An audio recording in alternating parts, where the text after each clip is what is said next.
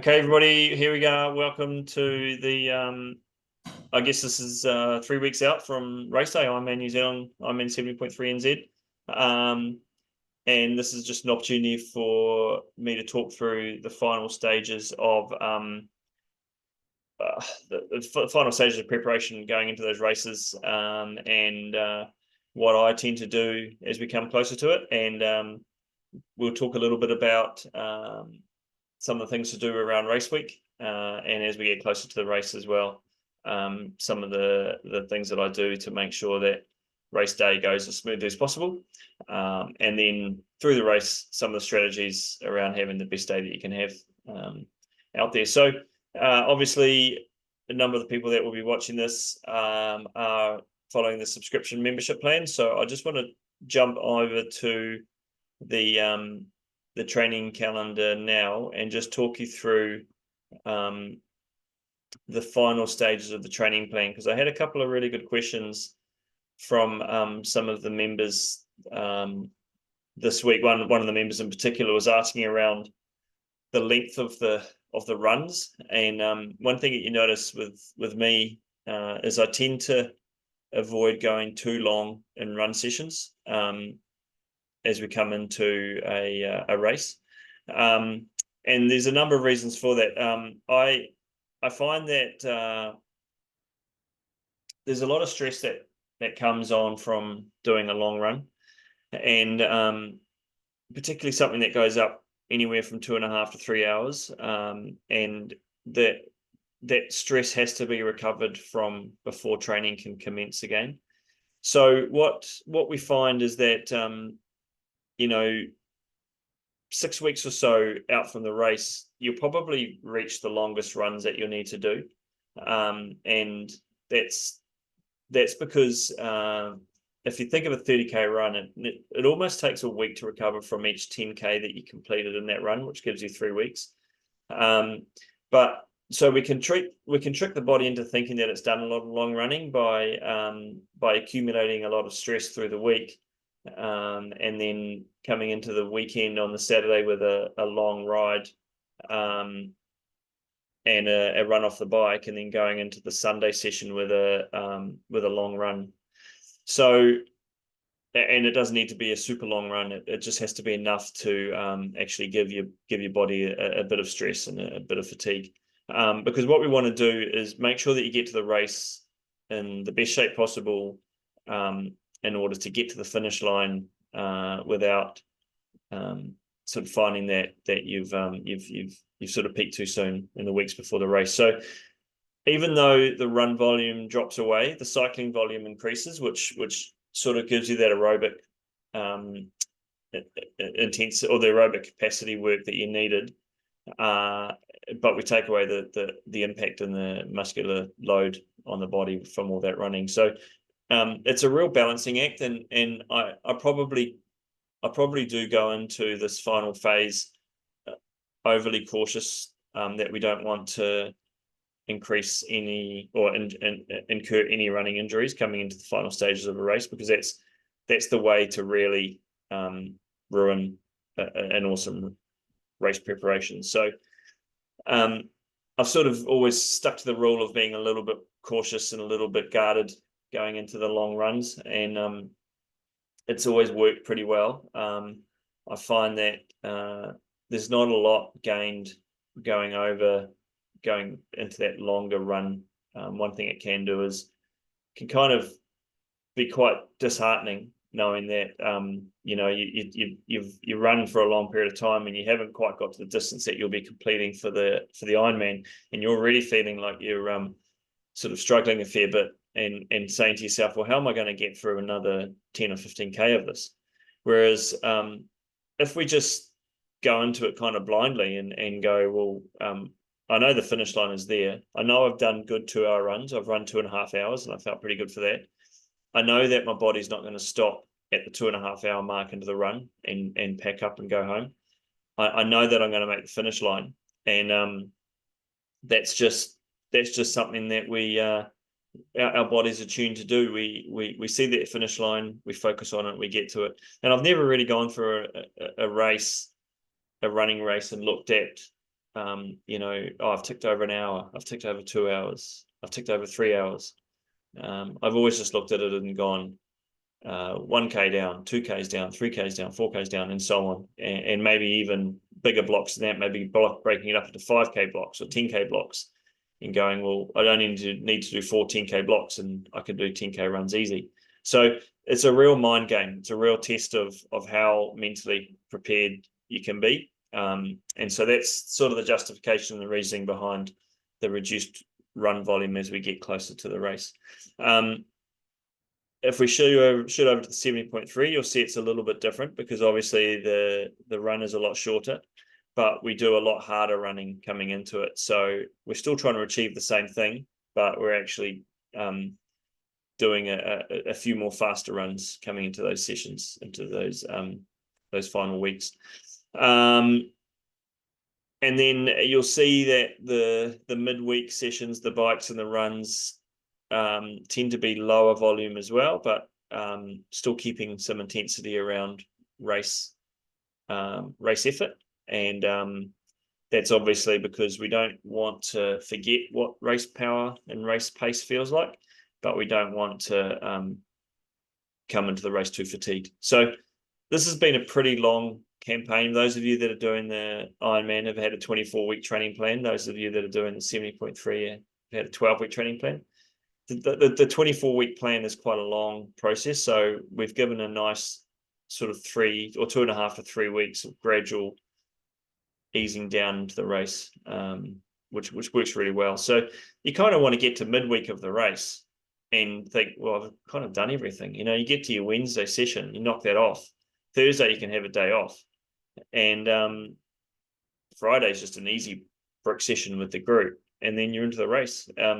If you can shut your training down on Wednesday and know that all you got to do is just put your feet up and make sure everything is dialed in terms of your equipment and all your planning for the race, then that's a great way to be. I've gone into plenty of races getting to Friday before the race and going, oh, I need to squeeze in another hour on the bike, because I just don't think I've had enough time training for this. So we don't want to get to that point.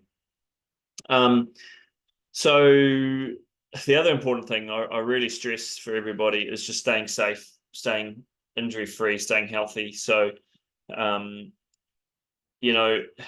super cautious. If there's a bit of rain on the road, I jump on the trainer. I just don't want to risk any bike crashes or any issues. I'll try and ride at quiet times of the day, or if it's in the weekend ride, I'll make sure I've got good lights on my bike so everybody can see me, and just doing everything you can to make sure that there's no issues. It's always unfortunate. You always hear about it the weeks before a race. Someone does have an issue or a bike crash or something like that, or they receive a broken bone. And it's happened to athletes that I coach, and it's absolutely destroying. It's such a horrible experience for everybody. And if we can avoid that, then that's fantastic. So wrap yourselves in cotton wool. There's no harm at all in jumping on the indoor trainer and doing a session because you're looking outside and thinking, I don't really want to ride in this weather. I'd be much happier knowing that you did that. Running wise, again, just maybe avoiding super technical trail runs. Just keep it to nice pavement that you know well enough. Swimming, you can't do much to injure yourself in the swim, so just go to town with that. Just keep doing as you're doing, using your familiar pool. If you're swimming the open water, doing enough in the open water that you're getting plenty of feel in your wetsuit. And even if you've got a chance to do an open water swim race or a open water swim session, jump in with a group and just get used to getting bounced around a little bit in a swim. And that's a great way to prepare. So in terms of that, the other thing I'll always do is I'll try and catch up on as much sleep as I can. So if you can get an extra 30 or 60 minutes in a night than you would normally get, that's just absolute gold coming into the race. Nutritionally, I'll always try and clean up my eating. I'll try and eat more vegetables and good fresh produce and good quality low saturated fat food, plenty of protein, plenty of carbohydrates. Just really get that body tuned up, ready to ready to rock it on race day. And just try not to have anything that's too weird in your food, like anything that you're not used to. Don't go out to a great new curry restaurant that your friends told you should go and try on race week and stuff like that. Just stick to what you know, stick to what's worked in the past. In terms of a lot of people sort of get itchy feet and they say they want to add something to their training. So the only thing I really do say if you wanted to add a workout is just add another swim. There's no harm in doing extra swimming. It's easy, it's there, it's convenient, it's safe. Adding another swim or bike, or adding another bike or run just adds too much stress to the body and too much risk of things going wrong. 2 weeks out from the race, 2 or 3 weeks out from the race, I've always gone on and made sure my bike has been serviced. I've checked the tires, make sure if I'm using a specific race tire that I've put them on and off my race wheels enough times to know if I need a tire lever, how do I get the tire off quickly to put a tube in, and how easy it is to get that tire back on again, and just practice that. Really get dialed into to doing your own bike repairs on the side of the road. Make sure you've got good quality tires and you're using ones that have got a little bit of wear on them rather than brand new. I normally find that sort of 100 k's of riding onto a tire is what you need to get it ready for optimal performance. And just double checking that the spare tubes you've got fit the rim depth that you use. You don't want to be stuck putting a tube in that's too short of a valve and having a whole heap of problems with that. If you're using tubeless tires, make sure the sealant in there is topped up, renewed. Make sure the tubeless valve is holding air really well. And if you're using tubulars, make sure the tubular glue is renewed and everything's running sweet with that. I always make sure the drivetrain is working perfectly, smoothly. You may need to replace the chain or replace the cassette. It's very important to do that. Make sure your gear batteries are charged up, the DO2 battery is charged up, or if you're using SRAM, your ETAP battery. I've done a couple of races where my battery's gone flat, and actually, Nick, you'll remember it.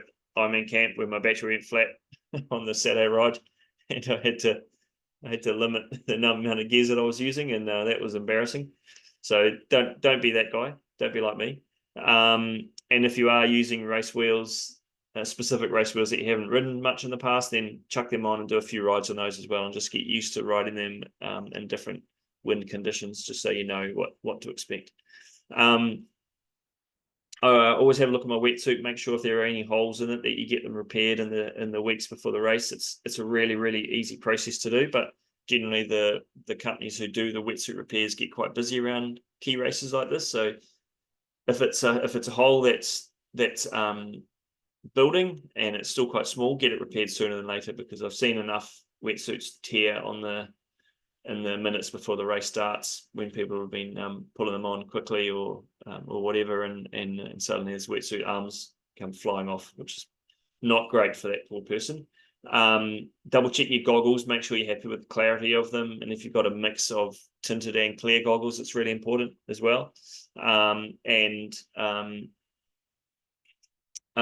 just make sure that they fit properly and that they're the same ones that you've used in the past. I'll just stop sharing the screen actually, because I want to go. Oh no, I want to go across to the race booklet. Here we go. And have a look at your running shoes. Just double check the life of them.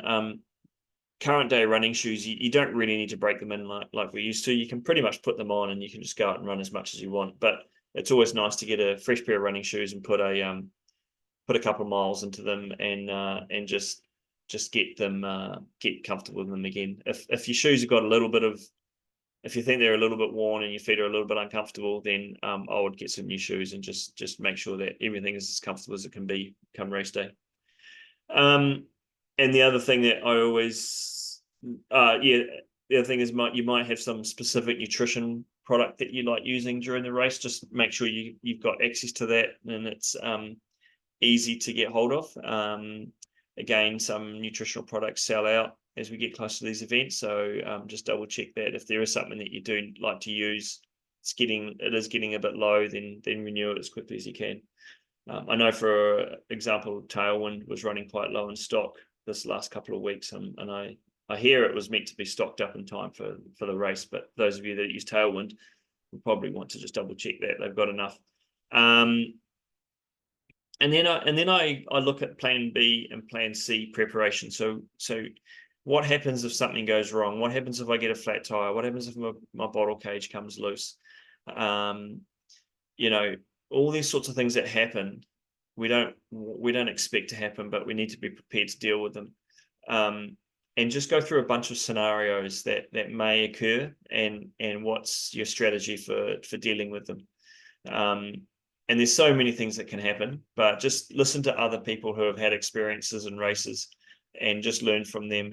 And I guess the one thing that I've had happen to me, which I wish I was able to deal with better at the time, was a bottle cage flung off the back of my seat in the middle of early on in the race, and on it was my my race fuel, which I needed, which was separate to what they had on the course. And I wouldn't say it ruined the day, but it was frustrating, and it distracted me for a fair bit, because I was kind of thinking, well, I had to go through this process of what am I going to do now? How am I going to get through it?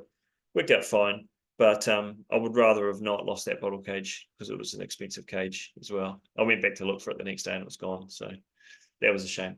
But you know, all those sorts of things can happen. You can get to the run and you know, something may be not right with the drink system that you carry around your waist, or you might have a bottle that you like to carry, and suddenly it's you're not able to deal with it. It's not in transition, or it's you've got your bag, you haven't packed it in your bag, or something like that happens. You just need to be able to know how to deal with those scenarios. It's a long day, and it doesn't take much to fix little things like that. And that sort of takes me through to what you do on the final weekend of that race, of the race preparation. So coming into the week before the race, I always go to a location that I'm familiar with, and I'll do a race run through. Obviously much shorter, but I will test all my equipment, make sure it works well, make sure my systems are in place, and I know exactly what's going to happen on race day. And I'll just do a swim bike run at a location that I'm familiar with. I might find a few friends to do it with, and sort of gather a group together, and we'll just make sure it's a really, really carefully managed group, and in a safe location, and just go through a race day scenario. That's really helpful, and that's often where you'll find out things like, oh, my tire is not that great, I've got a flat tire, or my bottle cage came loose, or my aero bars have come loose, and those sorts of things that you can deal with quickly. Or you might find your aero helmet doesn't fit quite right, or the visor's got a scratch in it, and you haven't worn it for a few months, and suddenly you realize that, right, I need to go and deal with that. So that gives you that opportunity. You've got a few more days there to sort that out. Coming into race week, I always try to plan ahead. So you've obviously got your travel dates sorted, you've got your accommodation sorted. Make sure you're packed with plenty of time to get down there, so you're not rushed the day you need to leave. If you're flying into the venue, then make sure your bike's you're using a bag that you've used before, and it's easy to pack your bike into it. And just make sure that that whole process of getting to your accommodation is smooth. And the days that you've got coming up, have a good understanding of what's to be done. Deal with any other commitments you have. Quite often friends and family will turn up that you may not have seen for some time, and they'll all want to go and have a coffee and a beer and a pie. Just prioritize your race and what's important for you first, before sort of letting others dictate what you're going to be doing. And you have to be a little bit selfish in this week.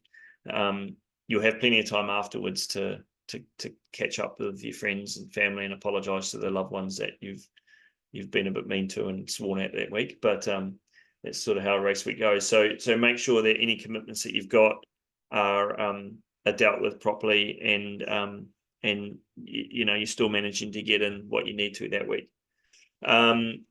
it's nice to be able to plan your meals ahead as well, so know what you have for dinner on the Wednesday night, what you're having for breakfast those mornings, what you're doing for Thursday night dinner, and obviously race night dinner, what you're going to be having for that, and going through to race morning, what you're going to be fueled on before the race starts. So all those sorts of things are really important as well. And getting into Pack and Save and doing your shopping early in the week, so you're not having to go there on a Friday afternoon to get the chicken that you need to cook your chicken pasta and that sort of stuff. And then also on the Friday before the race, we're going to have a group swim, bike, run session. So the details for that will go out, but it's a really good opportunity for you for us to catch up in person and actually have a bit of a laugh and sort of share a few experiences, a few stories about how the training's gone, and then we'll talk a little bit about strategy for the race, because we'll know more about the weather and what to expect. So that's a good opportunity for everybody to get together, and also to see some familiar names, but you may not have met them in person. So come race day, while you're in the race, you'll suddenly get a whole bunch of new friends cheering for you as well. So I always encourage people to come to that pre-race session. But again, it's prioritized is to be safe.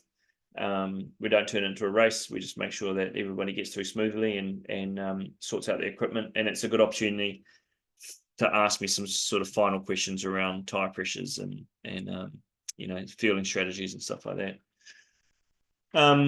And so as we go into the other details around the race, the big one obviously is race registration and getting all that sorted out. You need to make sure you take your identification with you to get your race pack, and you'll also receive, if you do use special needs, you'll receive the special needs bags there as well.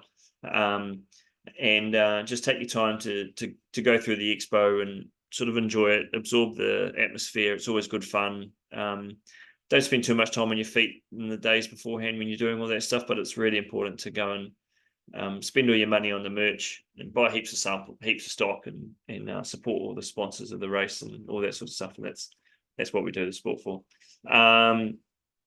The next day, or the Friday before the race, is the bike check-in. That's the time where you put your packed bags in. So make sure you pack your bags with everything that you need for the swim and the run. And quite often I'll overpack. I'll put more stuff in than I need, just because you don't know what the weather's going to be like. You just need to make sure that you've got everything covered off. And also you'll need to make sure your bike's numbered.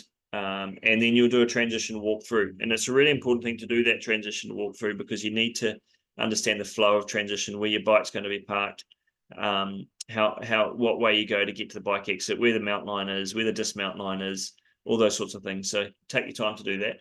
Volunteers will take you through, so that's really helpful as well. And thank the volunteers as you do that, because they're actually the biggest fans of the sport, which is really cool. And then you're pretty much done. Get your bike done. Once your bike's checked in, then you can go home and put your feet up and wait for race day. Coming into race morning, obviously I like to get up nice and early and have a decent breakfast, and then just have a little bit of time chilled out on the couch, just spending some time thinking about what's coming up, going through that race plan, and then getting down to the transition area with sort of plenty of time to spare. There's nothing worse than being rushed, because there's a lot of people around, a lot of activity. I think pretty sure the 70.3 goes off before the Ironman, so which is quite nice actually, because the Ironman starts with a little bit more light in the sky. But when you do go in to transition, make sure your helmet's on. Make sure you drop your special needs bag off. You can't get to your transition bags, so your cycle and your run gear bags will be locked away. You're not able to get to those. But you set your bike up with your drink bottles and your bike computer and your cycle shoes if you're jumping on the bike with your shoes on the pedals, and your helmet's on your bike, and then you're pretty much good to go. Find your way to the toilet. Make sure you get to the toilet before all the queues start. And then the great thing about this new location, the new course, is the transition area is very close to the start line, so it's also easy just to move across the road, and there's the start right there. So It's nice to be able to go across, take your time putting your wetsuit on, and then just start visualizing how this day's going to go. You've got a good idea what the weather will be like. You see what the water state is like on the lake, and start sort of getting the mind into action for what's to come. Take a bit of time to get your wetsuit fitted properly. Like I said before, you don't want to rush putting your wetsuit on and risk getting a hole in it. So be really careful and patient putting your suit on, and just say goodbye to your family and make your way down to put your gear bag in the truck, make your way down to the start. And as we've discussed numerous times before, the start course is great because it's a mass start, but it's a wide enough start line that you can actually start with your feet dry on the beach. If you don't want to be out in the deep water with all the rock stars and the guns, you can actually have a really, really careful, relaxed, patient start. And you can even stand a few rows back and really make your own space in the water. And then when the gun goes, you've got as much time as you want before you start the swim. So you can just give yourself 10 seconds, let the rush go, and then get into your swim. Spending another 10 seconds on the beach waiting for the rush of swimmers to go is not going to affect your overall finish time, but having a bad experience in the water, being hurried and sort of panicked, can really affect your day. So make the most of that opportunity of having this unique course. It's really important to make sure that you're swimming a good line to the buoys, but if you're in a pack and if you're drafting off other swimmers around you, there's actually more advantage to you keeping in that group than it is to try and swim a better line. So if you have got a good drafting, if you know you're going reasonably straight, the group's going pretty good, then just stick with them. It's much easier. It's a lot less stress on you, and it's just a lot more fun. If I just scroll down through this race note, I just want to jump down to the course. You guys got any questions while I just coming down through here? Nope. Okay.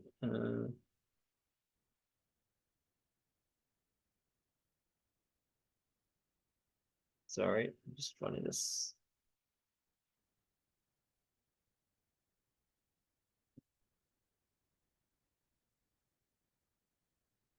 This is a big athlete guide, isn't it?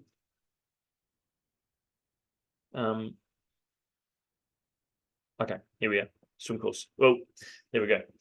So the couple of unique things about the swim course is obviously the stretch down to the start. It's only about 1 kilometer to the first turn, and it's about 50 meters across, and then it's about 2 kilometers back up to the top, 50 meters across, and about another 800 meters back down, 200 meters into the finish. So it's a really, really easy to navigate swim course.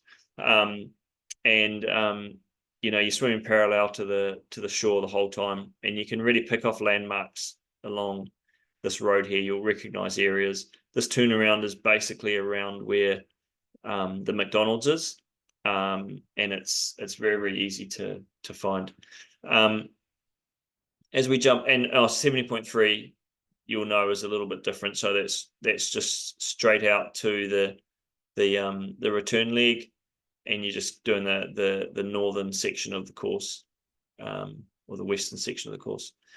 So we scroll down to the bike course. The biggest difference now is, and those of you that came to camp would have seen this, but those of you that did the race previously would have done the turn, the up and back down Centennial Drive. That's no longer happening now.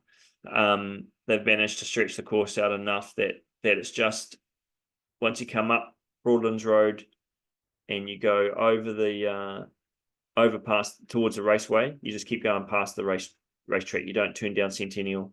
You go all the way down to View Road, out and back on View Road, and then you head out to Broadlands, do that nice little loop around the river, Reparoa, and back again. The turnaround is actually right down the bottom of Rifle Range Road, which is where they've got the extra distance managed to take out Centennial Drive. So that's the biggest difference for those that have done this race before. The important thing to understand with this course, and those of you that have done it before will know, is that it's got a pretty long climb for the first almost 5 or 6 kilometers. It's pretty steady uphill, and you have to really manage that incline. Once you get over the top, you can ride nice and fast down to the flat section, a couple of rollers through there, and then it's just basically flat all the way out to the turnaround at Reparoa, and you make your way back, straight back into Rough Range Road, turn around at Rough Range Road, go and repeat the course. 70.3 obviously is only half of that. So you can, even though it's a mostly flat course, the hills are significant enough that you need to manage them really carefully. You get a lot of opportunity to ride fast on the downhills, but then once you're back on the flats, you just need to be steady and consistent with your effort and intensity. Don't let this course get away on you. It's really easy to override the first lap, get into the second lap when the wind starts, and then have a bit of a hellish ride coming back into the headwind, which often picks up later in the day or early in the afternoon in Taupo. So you'll generally find that the first lap may be quite a bit faster than the second lap, just by the fact that the wind is a lot lighter at that time of the day. So make sure you've got something in the tank for that last 35k back to town. And then when we look at the run course, there's a couple of changes to the run. All good changes. I think this is actually a really, really good run course now. It's 4 laps, so there's a lot more interaction with the crowds, but it's actually quite a lumpy, hilly course, and it makes it quite tough. But I find this course better than running a dead flat run course like Cairns or Busselton, because there's actually enough variety to need to change your pace, change your posture on the course, on the hills, uphills and downhills, and you can actually knock it off quite nicely by breaking it up into chunks and knowing that you've got your certain sections from one point to the next, and then you've got this little up and down, and you've got another section of flat, and you've got the next bit of up and down. And once you break it up like that run course can flow pretty quickly and pretty nicely. There's plenty of aid stations. There's plenty of opportunities to see friends and family, and it's just, we all know that this Ironman New Zealand run course is just incredible. So that's fantastic. 70.3 obviously it's a little bit different. Turnaround is in a slightly different location, I think. No, actually, sorry, that's two. Oh no, it's only 2 laps. Sorry about that. Yeah, it's just obviously half of what you do for the Ironman. So and then the finish is back in town at the at the Great Lakes Centre. The last stretch back up into town as you come up past the fire station can be quite a tough climb in that last lap. So just make sure you keep something in the tank for that. But it is it's just once you get over it, it's nice and steady downhill, flat to the finish. It's a great race. And I think from my notes that I made, that pretty much covers those issues. I'll just double check if there were any other questions that we had. Special needs, yes. So the special needs bags, they're halfway on the bike. So as you're turning around at Rough Range Road and coming back out of to start the second lap, you'll go past the special needs section, and your bag will be there waiting for you, and you just pull over, take the stuff out of it that you need, and discard that bag. I think you do get your special needs bags back the next day. I've always forgotten to go and get mine, but if you wanted to get your bag back, it'll be there. And then likewise on the run, you go past it a few times, but you can only use it once. So whether you use it on the first, second, or third time you go past it, it's up to you. But that is near the turnaround in town. It's you'll certainly see it enough times when you're running. Okay. How's that? Any other questions, guys?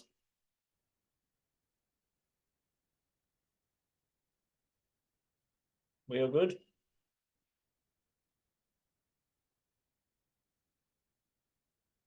All right. Well, I think what we'll do is wrap it up here. So, like I said before, if you have any, if you have any questions, just message me, email me. I can certainly answer them for you straight away. Or if you wanted to ask any questions, just put them in the group chats in the Training Tilt site, the Foot Traffic website, or on our Facebook group. And also I'll add the information for the swim bike run on the Tuesday before the race. And if you have any other issues around the race, what is going on with my hair up here? Man, it's this terrible filter that I'm using. If you have any other questions around the race, just feel free to ask me or any of the other athletes that have got experience, or any of the other coaches we've all done Ironman before, so we all know pretty much everything about this race. But yeah, we'll sign off there. Just good luck for everybody. Stay safe. Don't get sick. Don't get injured. And just be buzzing for a great day. And I'm looking forward to being sideline watching everybody go. And make sure you come and say hi to us if you see me around, because obviously a lot of the people that are in this group I haven't actually met in person, so I'd really like to get to know you guys. So come and say good day to me if you see me during the week. I'll be wearing my t-shirt, so you'll see that, and I've got a few others as well. Okay, sounds good, guys. Thanks, Rob. Catch you later. Good luck.